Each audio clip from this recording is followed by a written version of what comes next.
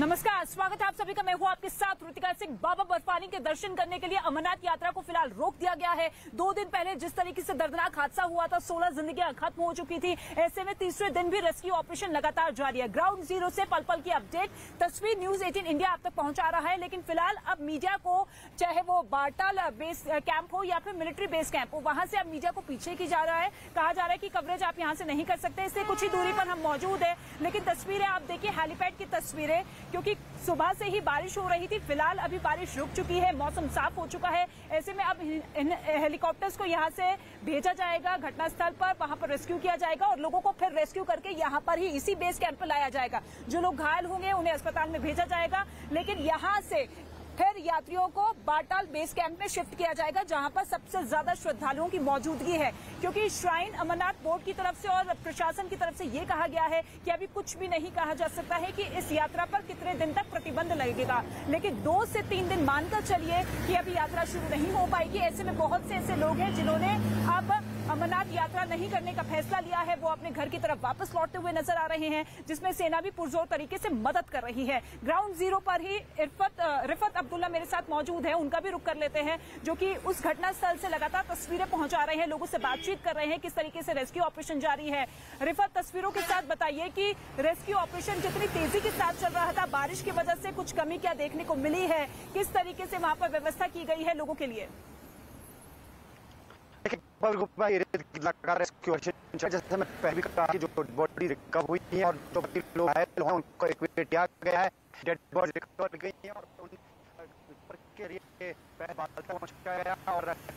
ठीक है रिफत, लौटेंगे। आपके पास कुछ टेक्निकल दिक्कत आ रही है, आवाज क्लियर नहीं है, लेकिन तस्वीरों के साथ साथ लगातार न्यूज 18 इंडिया आपको बता रहा है कि किस तरीके की स्थिति ग्राउंड जीरो पर बनी हुई है। क्योंकि 2 दिन पहले जिस तरीके से बादल फटा और तेज धार के साथ जो पानी की जो धारा थी वो इतनी तेज थी कि बड़े बड़े पत्थरों को तोड़ते हुए कई टेंट्स और कई लंगर अपने साथ बहा लेती हुई नजर आई। क्योंकि अमरनाथ यात्री इस उम्मीद, इस भरोसे के साथ यहाँ पर पहुंचे थे कि वो बाबा बर्फानी के दर्शन करेंगे। माना यह जाता है कि भगवान शिव जो है वो हिम शिवलिंग के रूप में मौजूद है और उसी गुफा की छत से जो टपकता पानी है उसी से बर्फ की शिवलिंग बनती है। लेकिन जो लोग दर्शन करके अब लौटे हैं उनसे भी हमने बातचीत की। उनका कहना है कि अब धीरे धीरे शिवलिंग जो है वो पिघल रहा है और लोगों के लिए अब परेशानी इस बात की भी खड़ी हो गई है कि अगर विलंब होता है, देरी होती है, तो ऐसे में क्या फिर हम अमरनाथ जा पाएंगे, क्या बाबा बर्फानी के दर्शन कर पाएंगे? 30 तारीख को पूरे जयकारे के साथ, लाव लश्कर के साथ इस यात्रा की शुरुआत हुई थी। किसी ने भी नहीं सोचा था कि इस तरीके का दर्दनाक हादसा होगा।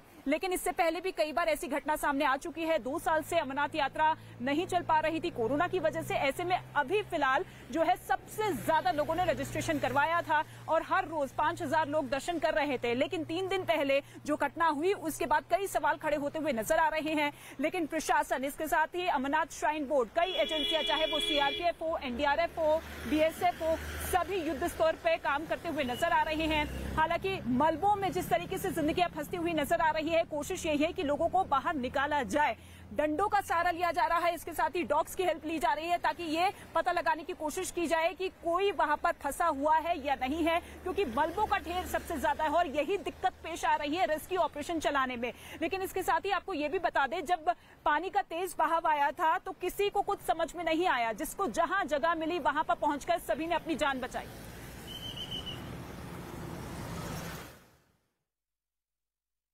तो अमरनाथ में फिलहाल ताजा हालात कैसे हैं, इसकी जानकारी मेरी सहयोगी दे रही थी। लेकिन अब आपको दिखाते हैं अमरनाथ में हुए हादसे से जुड़ी 10 बड़ी खबरें। अमरनाथ में तीसरे दिन भी राहत बचाव काम जारी। अब तक 16 की मौत, 40 से ज्यादा अभी भी लापता, 100 से ज्यादा घायलों का इलाज जारी। अमरनाथ में जारी है युद्ध स्तर पर रेस्क्यू ऑपरेशन। आज सुबह से ही अभी तक नहीं मिला कोई शव। पूरी रात चला रेस्क्यू ऑपरेशन। सेना एनडीआरएफ के जवान मुस्तैद। अमरनाथ में रास्ता खोलने का काम है जारी। हटाए जा रहे मलबे और सड़क के किनारे पड़े बड़े बड़े बोल्डर, पैदल मार्ग को किया जा रहा है साफ। रेस्क्यू ऑपरेशन में लगाए गए सेना के हेलीकॉप्टर लोगों को एयरलिफ्ट कर सुरक्षित जगहों पर लाया जा रहा है। अमरनाथ में राहत बचाव कार्य में वायुसेना के 8 हेलीकॉप्टर तैनात किए गए हैं। वायुसेना ने अब तक 109 घायलों को एयरलिफ्ट किया है।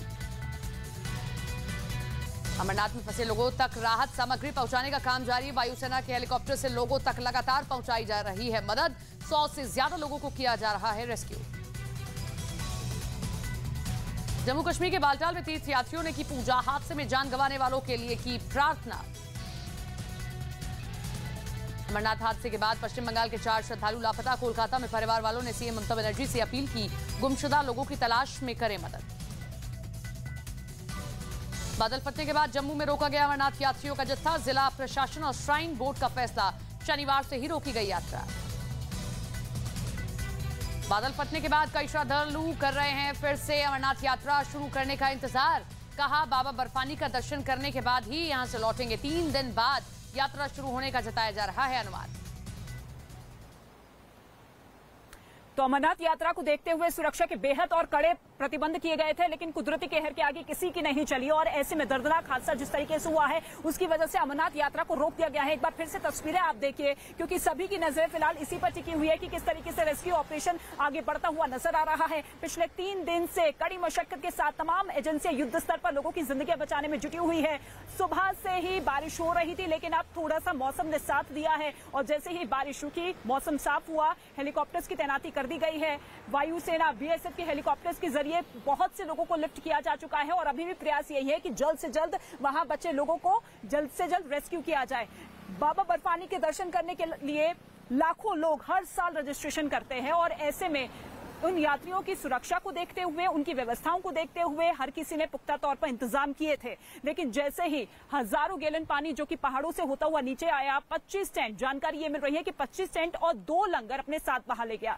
उसी टेंट में लोग मौजूद थे। बहुत से ऐसे श्रद्धालु थे जो कि अमरनाथ के दर्शन कर चुके थे, बहुत से ऐसे श्रद्धालु थे जो कि दर्शन करने की तैयारी में जुटे हुए थे और ऐसे में जैसे ही पानी का सैलाब आया, इस सैलाब में हर कुछ बहता हुआ नजर आया। बहुत से लोगों का ये कहना था कि हमारे साथ खड़े थे, लेकिन जैसे ही हमने पीछे मुड़ के या दाईं तरफ देखा तो वो लोग मौजूद नहीं थे और हम इस तरीके से डरे सहमे हुए हैं कि कुछ भी समझ में नहीं आ रहा है। ऐसे में अब पूरी तरीके से प्रशासन उनके साथ है।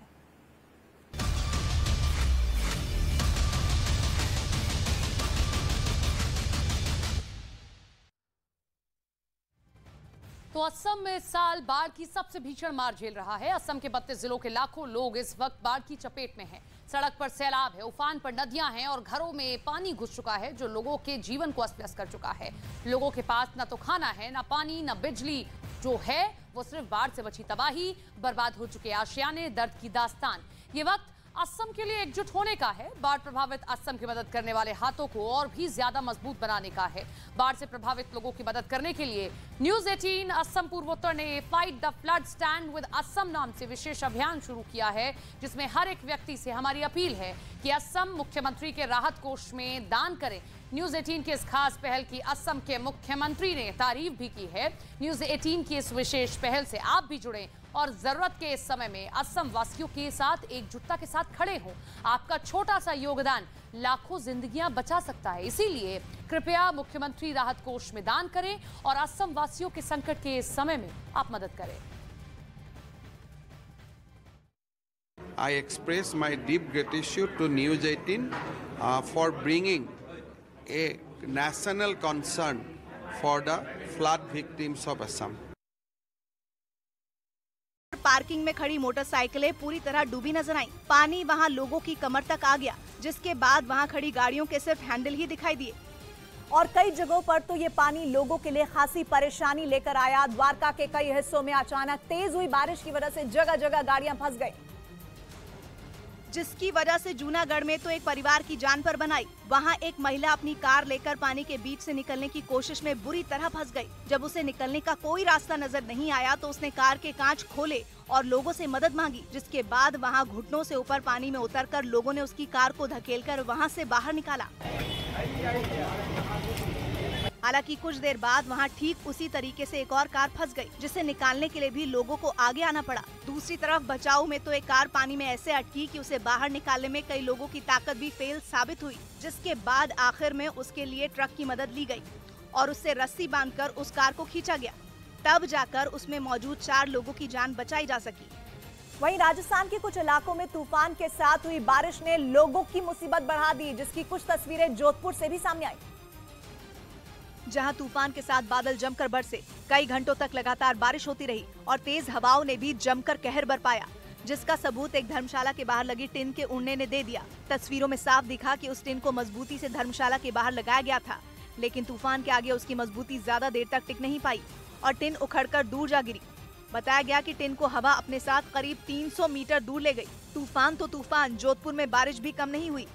एक मंदिर की सीढ़ियों को देखकर तो ऐसा लगा मानो कोई झरना बह रहा हो, क्योंकि वहां से पानी तेज रफ्तार में किसी झरने की तरह लगातार बहता दिखा। कुछ इसी तरह के हालात जैसलमेर में भी देखे गए, जहां कई इलाकों में पानी भर गया, सड़कें पानी में डूब गई, जिस वजह से लोगों को आने जाने में भारी दिक्कतों का सामना करना पड़ा।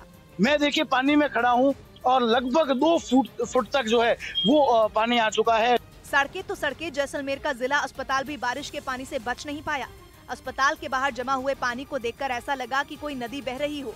इन हालात में मरीजों को अस्पताल लाने में काफी परेशानी हो रही है। अस्पताल के बाहर तो जो हालात हैं सो है, उसके अंदर की स्थिति भी कुछ अच्छी नहीं। बरसात का पानी अस्पताल के अंदर भी भर गया। पहले से परेशान मरीजों को अपनी बीमारी के अलावा पानी से भी जूझना पड़ा, क्योंकि जिला अस्पताल की ओपीडी में पानी भरा नजर आया और ऐसे में लोगों की मुसीबत दोगुनी हो गई। उधर तेलंगाना के महबूब नगर में उस वक्त हड़कंप मच गया जब एक स्कूल बस पानी में लबालब भरे अंडरपास में फंस गई। ये घटना तब हुई जब भारी बारिश के बाद बस बच्चों को लेकर अंडरपास से गुजरने लगी। लेकिन बस के ड्राइवर को इस बात का जरा भी अंदाजा नहीं था कि अंडरपास में बस फंस जाएगी। लेकिन जैसे ही वो बस लेकर अंडरपास में दाखिल हुआ, बस बंद पड़ गई। इसके बाद तो वहाँ चीख पुकार मच गई। बच्चों की चीखने की आवाजें सुनकर फौरन आसपास के लोग वहां मदद के लिए पहुंच गए।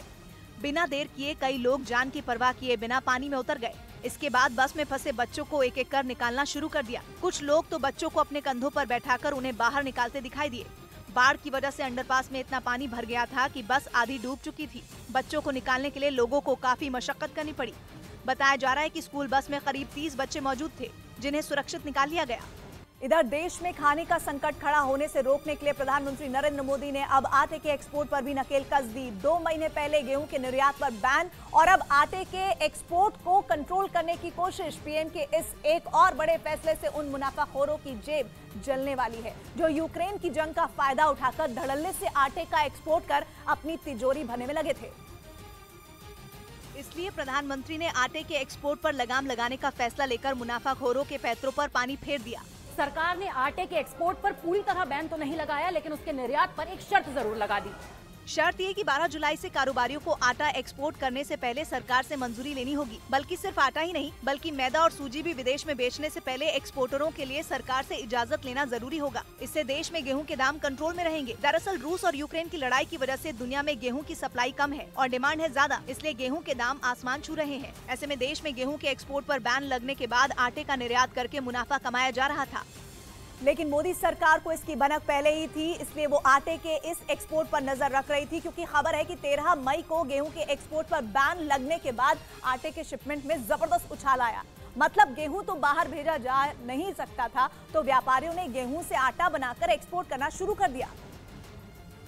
यानी सरकार के गेहूं के एक्सपोर्ट पर पाबंदी लगाने के फैसले को बाईपास किया जा रहा था। प्रशासन को चकमा देने का खेल चल रहा था। इसलिए मोदी सरकार ने पहले ही आटे के एक्सपोर्टरों को संभलने का बिल्कुल साफ इशारा किया था। और खाद्य सचिव ने पिछले महीने कहा भी था कि एक्सपोर्ट के लिए गेहूं का जरूरत से ज्यादा आटा न बनाया जाए। लेकिन जब आटे के एक्सपोर्ट पर लगाम नहीं लगी तो प्रधानमंत्री नरेंद्र मोदी ने वही किया जिसके लिए वो जाने जाते हैं। उन्होंने आटे के निर्यात पर नियम बनाकर ऐसा सख्त फैसला लिया कि मुनाफाखोरों की तरकीब धरी की धरी रह गई। और प्रधानमंत्री ने देश को अनाज संकट से बचाने के लिए मास्टर स्ट्रोक मार दिया, क्योंकि यूक्रेन और रूस के युद्ध की वजह से पूरी दुनिया में खाने का संकट खड़ा हो रखा है। और इसी वजह से मई में मोदी सरकार ने गेहूं के एक्सपोर्ट पर पूरी तरह बैन लगा दिया था, ताकि गेहूं के लिए दुनिया में मचे हाहाकार का असर भारत पर न पड़े। देश में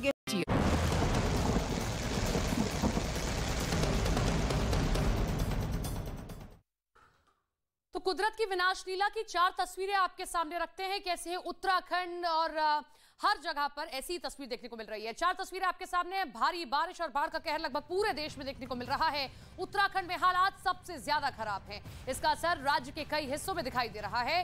कुछ इलाकों में अभी भी तेज बारिश हो रही है। हम आपके सामने उत्तराखंड की 4 ये तस्वीरें रख रहे हैं, जहां उत्तरकाशी, कोटद्वार, रुड़की, बागेश्वर में आप देख सकते हैं किस तरीके से नदियां उफान पर हैं। जापान के पूर्व प्रधानमंत्री और दुनिया के सबसे लोकप्रिय नेता में एक शिंजो आबे की हत्या कर दी गई। हत्यारे को गिरफ्तार किया जा चुका है। वो अपना गुनाह भी कबूल कर चुका है। उसने शिंजो आबे की हत्या की वजह भी पुलिस को बताई। 41 साल के इस हत्यारे ने शिंजो आबे पर उस वक्त गोली चलाई जब वो एक कार्यक्रम में भाषण देने पहुंचे थे और उन्होंने भाषण शुरू ही किया था कि अचानक उनकी हत्या कर दी गई। जापान में चुनाव होने वाले हैं और शिंजो आबे एक चुनावी कार्यक्रम में भाषण देने ही पहुंचे थे। कोई बहुत बड़ी रैली नहीं थी, बल्कि वीडियो देखकर लगा जैसे एक छोटी नुक्कड़ सभा रखी गई थी।